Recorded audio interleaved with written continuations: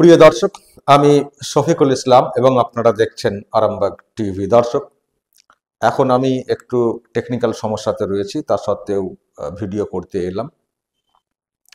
অনেক ঘটনাই ঘটেছে আজকে, তবে তার মধ্যে যেটা নিয়ে অনেক চর্চা শুরু হয়েছে সেটা হচ্ছে কেন্দ্রীয় সরকার একটা বিজ্ঞপ্তি প্রকাশ করেছে যে যারা অনুপ্রবেশ করেছে তাদের বিষয়ে কি ব্যবস্থা নেওয়া হবে।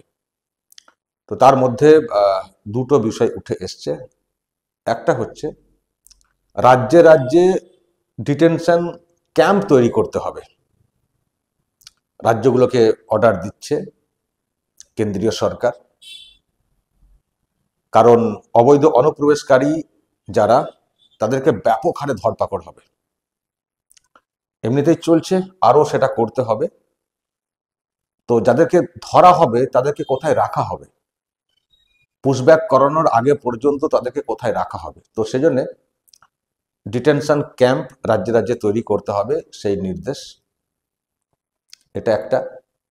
আর দ্বিতীয় যেটা সব থেকে খুবই গুরুত্বপূর্ণ, কারণ এখানকার শাসক যে ভয়টা ওভারঅল দেখানোর চেষ্টা করে যে এনআরসি মানে যারা হিন্দু তারাও থাকতে পারবেন না, সিএএ তে অ্যাপ্লাই করলে আপনাদের নাগরিকত্ব চলে যাবে, বা আপনি আপনার কার্ড কি দেখাতে পারবেন, জন্ম সার্টিফিকেট আছে, এইসব নিয়ে শাসক বলে। তো তার একটা পরিষ্কার একটা রূপরেখা আজকে দেখছি সামনে এসছে, যেটা বলা হয়েছে বেশি আগের না, আগে বলা হয়েছিল 2014 সালের আগে পর্যন্ত, কিন্তু এই যে বিজ্ঞপ্তি প্রকাশ করা হয়েছে এখানে যেটা বলা হয়েছে সেটা হচ্ছে যে 2024-এর 31শে ডিসেম্বরের মধ্যে যদি কেউ এসে থাকেন অন্যান্য দেশ থেকে, মানে বাংলাদেশ বা পাকিস্তান, আফগানিস্তান, কিন্তু তারা অবশ্যই ওই দেশের সংখ্যালঘু হতে হবে। তারা অবশ্যই ওই দেশের সংখ্যালঘু হতে হবে।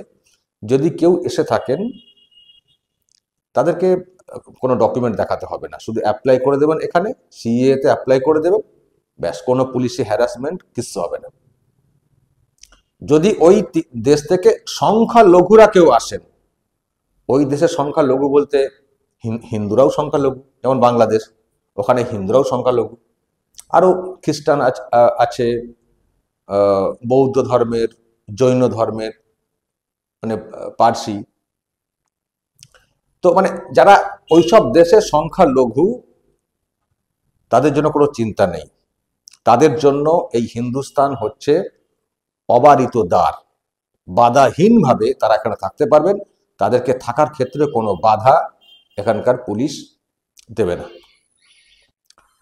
তো ওইসব দেশ থেকে আসার যেটা সংখ্যা জানেন আপনারা, হিন্দুরাই, বিশেষ করে বাংলাদেশ থেকে হিন্দুরাই আসবেন, অন্য ধর্মের মানে মুসলিম বাদ দিয়েও অন্য ধর্মের লোকরাও সেই অর্থে আসবেন না, হিন্দুরা যেভাবে আসছেন, কারণ তাদের উপরে নির্যাতনটাই বেশি হচ্ছে। আর এটাই বলা হয়েছে ধর্মীয় অত্যাচারে আসা, ধর্মীয় অত্যাচারে আসার লোকজনদেরকেই এখানে ঠাঁইটা দেওয়া হবে, তাদের জন্য এই হিন্দুস্তান অবারিত দ্বার। তো এটা বলে দেওয়া হয়েছে যে তার মানে 31শে ডিসেম্বর 2024, এটা তো 25 জাস্ট তো মানে চলছে, সেপ্টেম্বর এলো তো, এবং এই কথা তো আগে থেকেই চলছে না। তো এই একটা মানে দেওয়া হয়েছে যে আপাতত হবে, পরে হয়তো তারপরেও হয়তো বাড়ানো হবে, 25 সালেরও বাড়ানো হতে পারে, কিন্তু আপাতত হবে 2024-এর শেষ দিন পর্যন্ত যারা ঢুকেছেন কোনো কাগজ তাদেরকে দেখাতে হবে না, তারা নিশ্চিন্তে এখানে থাকতে পারবেন। ফলে বিশেষ করে যারা হিন্দু রয়েছেন, বাংলাদেশ থেকে এসছেন, তাদের কোনো চিন্তাই নেই, মানে 24 সালের মধ্যে এলে তো কোনো চিন্তাই নেই। আর আবারও বলছি, আমার ধারণা যখন 14 থেকে 24 এই টাইমটাকে বৃদ্ধি করতে পেরেছে কেন্দ্রীয় সরকার, আমার ধারণা 25-এ যারা আসবেন ধর্মীয় অত্যাচারে, অবশ্যই কিন্তু এটা মাথায় রাখতে হবে, ধর্মীয় অত্যাচারে হয়তো তাদের জন্য ভাবনা চিন্তা করবে পরবর্তী সময়ে কেন্দ্রীয় সরকার। তার মানে হিন্দুস্তান হিন্দুদের জন্য একটা নিশ্চিত জায়গা, যেটা কোথাও বোঝানোর চেষ্টা হচ্ছে। আমি বলছি শুধু হিন্দু না, বলা হচ্ছে যে সংখ্যালঘু ওই সব দেশে, কিন্তু হিন্দুরাই বেশি অত্যাচারিত হন, তারা আসেন, ফলে তাদের জন্য অনেকটাই সুযোগ এই ভারতবর্ষ। এবার দর্শক, যেটা হওয়ার সেটাই হচ্ছে, ভুল প্রচার। ধর্মের ভিত্তিতে কেন? ধর্মের ভিত্তিতে কেন? কেন ডিটেনশন ক্যাম্প? তাহলে ওখানে কাদেরকে রাখা হবে? তাহলে কি ওখানে মুসলমানদেরকে রাখার জন্য হচ্ছে? তার মানে বিজেপি হচ্ছে মুসলমান বিরোধী বলে যেটা তৃণমূল করে ভয় দেখাতে মুসলমানদেরকে, সেটাই শুরু হয়ে গেছে। কিন্তু আসল ব্যাখ্যাটা দিচ্ছেন না। অনেক মিডিয়াও সে আসল ব্যাখ্যাটা দিচ্ছে না। আর বিজ্ঞপ্তি যেখানে প্রকাশ হয়েছে সেখানে তো একবারে বিরাট, মানে 1000 পেজের তো বিজ্ঞপ্তি হবে না। বেসিক বিষয়টা বুঝতে হবে। ওখানে কিন্তু একটা কথা বলা আছে, ধর্মীয় অত্যাচারে আসা, ধর্মীয় অত্যাচারে আসা লোকজনদেরকে এখানে ঠাঁই দেওয়া হবে। এখন বলুন, এই যে তিনটি দেশ, বাংলাদেশ, পাকিস্তান, আফগানিস্তান, আচ্ছা এই তিনটি দেশে ধর্মীয় অত্যাচারে দেশ ছাড়তে পারেন কারা? মুসলমানরা। মুসলমানরা কেন ধর্মীয় অত্যাচারে দেশ ছাড়বেন? মুসলমানরা তো ওইসব দেশে সংখ্যা গুরু, তারা তো ধর্মীয় অত্যাচার তো আসবেন না। ধর্মীয় অত্যাচার কাদের উপরে হচ্ছে? যারা ওইসব দেশে সংখ্যা লঘু, তাদের উপরে ধর্মীয় অত্যাচার হচ্ছে। দেখেছেন আপনারা, বাংলাদেশে তো আমরা অনেক খবর দেখেছি। তো কেন্দ্রীয় সরকার ভারতে যখন সিদ্ধান্ত নিচ্ছে যে ধর্মীয় অত্যাচারে যারা আসবেন তাদেরকে আমরা ঠাঁই দেব, কারণ ধর্মীয় অত্যাচার খুব বাজে একটা অত্যাচার। তো ধর্মীয় অত্যাচারে আসবেন বলা হয়েছে, তো সেখানে মুসলমানরা কেন আসবেন? মুসলমান তো ওগুলো তো সব মুসলিম কান্ট্রি। ধর্মীয় অত্যাচার তারা কেন আসবে? মুসলমানরা কেন আসবেন? ফলে মুসলমানদের নামটা কেন বলতে হবে এখানে? মুসলমানরা তো ওখানে তো সংখ্যা গুরু, তারা তো ধর্মীয় অত্যাচার আসবেন না, তারা এলে অন্য ধান্দাতে আসবেন। আর অন্য ধান্দা এলে কেন আমার দেশ জায়গা দেবে? ব্যাখ্যাটা হচ্ছে এটা, ব্যাখ্যাটা হচ্ছে এটা। এটাকে ওই রকম বললে হবে না, হিন্দুদেরকে থাকতে দেওয়া হবে, মুসলমানদেরকে বের করে দেওয়া হবে, এটা বাজে কথা। বলা হয়েছে যারা ওপার থেকে এসছেন, ওপার থেকে এসছেন, এখানে এসেছেন, কোনো কাগজপত্র নেই, তাদের কোনো ঠাঁই নেই, যদি ধর্মীয় অত্যাচারে না এসে থাকেন, তো তার মানে মুসলমানরা তো আসবেন না, ফলে এদের কোনো ঠাঁই নেই। সেই আঙ্গিকে বলতে পারেন মুসলমানদের ক্ষেত্রে, মানে বাংলাদেশি মুসলমানদের ক্ষেত্রে বাধা, সেই আঙ্গিকে বলতে পারেন, কারণ ধর্মীয় অত্যাচারে তো মুসলমানরা তো আসবেন না, আর ধর্মীয় অত্যাচারে না এলে তো কোনো ঠাঁই নেই, অন্য ধান্দায় এলে তো এখানে কোনো জায়গা দেওয়া হবে না।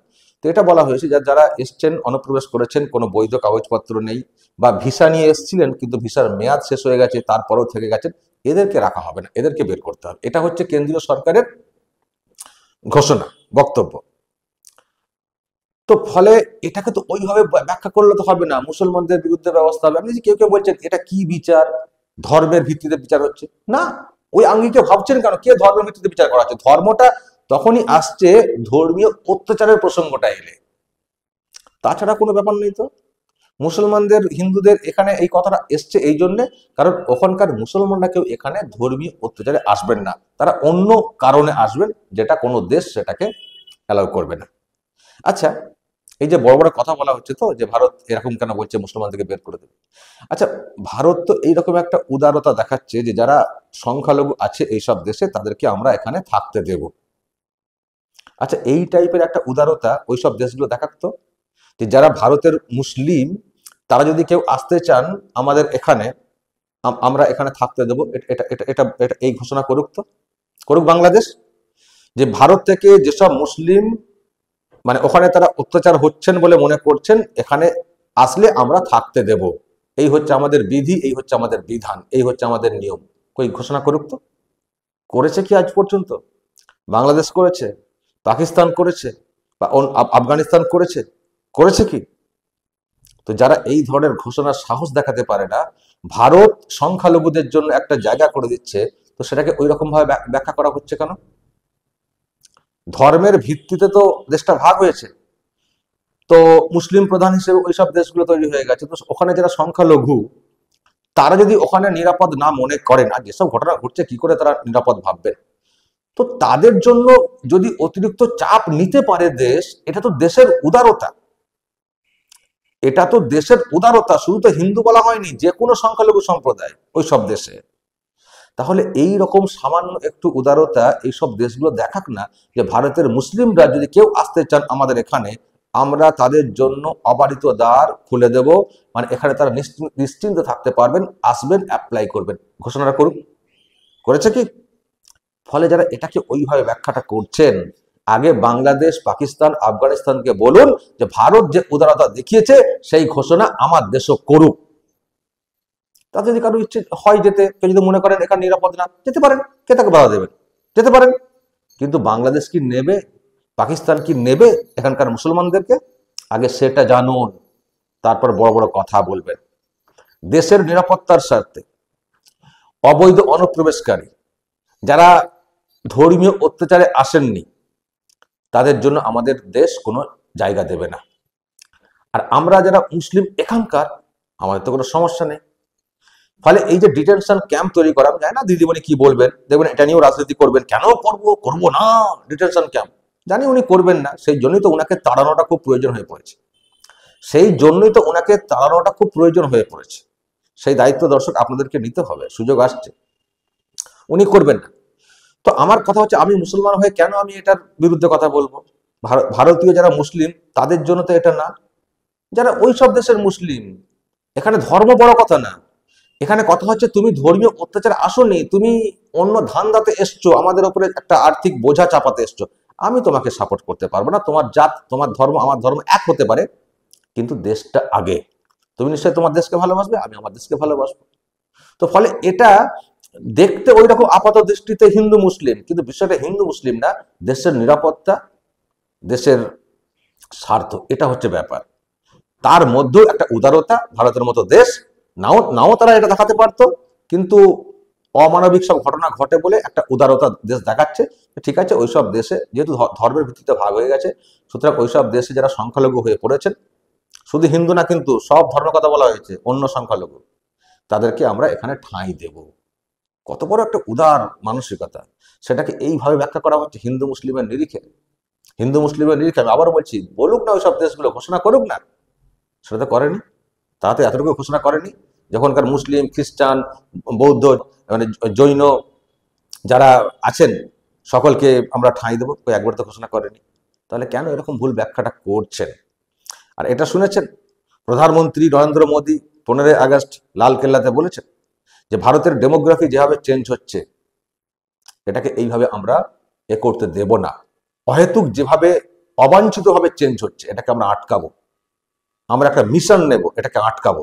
হতে পারে তার একটা প্রয়াস, তার একটা উদ্যোগ। যদিও এই যে অভিবাসন যে নীতি, যে বিল, সেটা আগেই পাস হয়েছিল, কালকে বিজ্ঞপ্তি আকারে এসছে, কিন্তু এটাকে নিশ্চয়ই মাথায় রেখে প্রধানমন্ত্রী এগোচ্ছেন যে আটকাতে হবে, অ্যাকশন শুরু করতে হবে, ডিটেনশন ক্যাম্প তৈরি করতে হবে, এই বার্তা আরো ছড়াতে হবে। আরে এই বার্তা ছড়ালে আর যাই হোক, ওইসব দেশের লোকরা তো খানিকটা সতর্ক হবেন যে না বাবা যাবো না, গেলে আবার ফিরে আসতে হবে। এটাও তো কম কাজের না।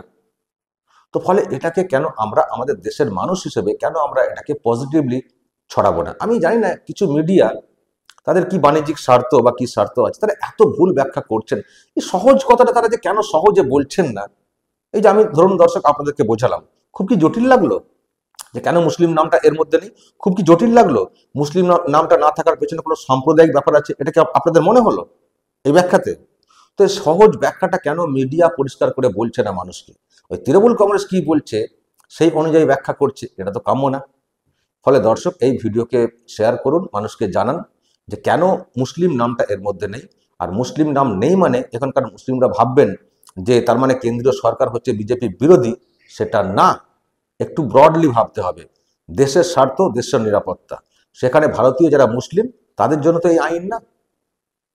যারা অবৈধ অনুপ্রবেশকারী, ধর্মীয় অত্যাচারের বাইরে এখানে এসেছেন, তাদের জন্য এগুলো করা হচ্ছে। এ তো ভালো জিনিস।